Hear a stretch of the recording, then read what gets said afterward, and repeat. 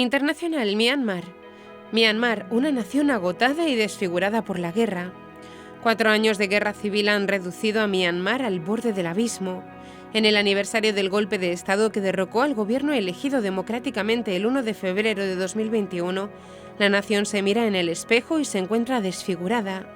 Myanmar es el lugar más violento del mundo según el proyecto Armed Conflict Location and Event Data Project, ACLED, una organización que recoge y analiza datos sobre conflictos en todo el mundo.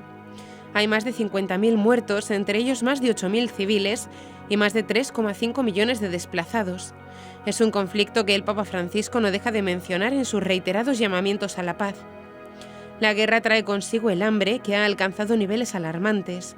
La situación empeorará en 2025, según ha advertido el Programa Mundial de Alimentos, PMA, de la ONU, que prevé que más de 15 millones de personas pasarán hambre en 2025, frente a los 13,3 millones del año pasado.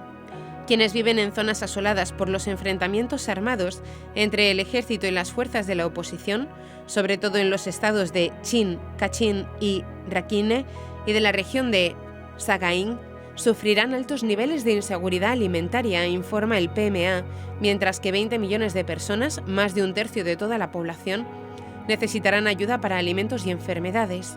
Los desplazados también están aumentando y se espera que aumenten en 1 millón para 2025 a medida que el conflicto se consolide y se extienda a nuevas zonas. Los precios de los alimentos en Myanmar siguen subiendo cada mes.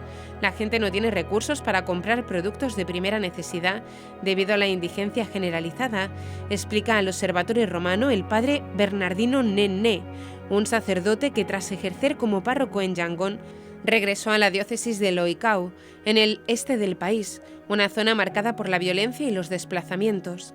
Miles de personas están al borde del abismo, se encuentran en campos de refugiados o en asentamientos espontáneos en los bosques.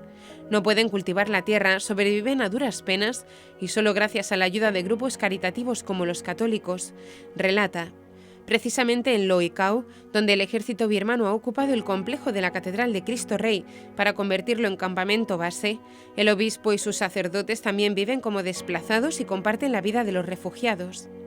Un capítulo que genera un inmenso sufrimiento es el de las minas antipersona. Según el Monitor de Minas Terrestres 2024, las fuerzas militares han incrementado el uso de minas que matan y hieren indiscriminadamente.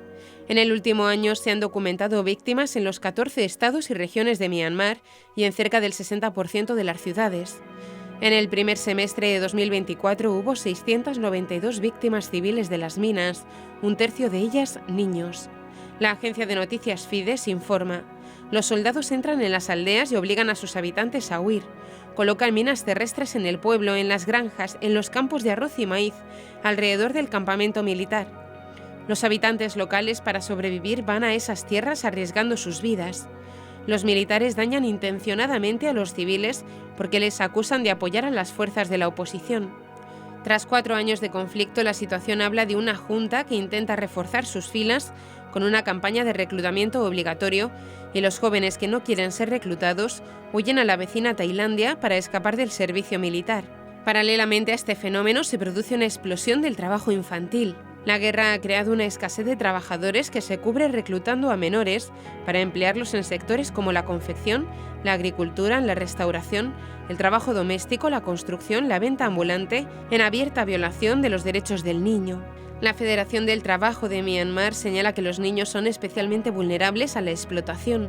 Y mientras las escuelas de muchas zonas permanecen cerradas sin remedio, los niños llevan años privados de su derecho básico a la educación, lo que repercute gravemente en su futuro. Con este trágico telón de fondo, afirma Iginus Mint Soe, sacerdote de Yangon, la comunidad católica también vive en una época de desierto, inmersa en una nación que sufre un conflicto civil, mientras en las iglesias la actividad se reduce a menudo a la celebración de los sacramentos. El compromiso de sacerdotes, religiosos y laicos, tanto en las zonas más cruentas como en las del centro del país, donde hay tensión y miedo, pero no violencia, es salir al encuentro de los necesitados, de los desplazados, de las víctimas de la indigencia o de la desesperación, donde falta vivienda, trabajo, comida, sustento diario, educación. Se convierten así, en el año del jubileo, en dispensadores de esperanza.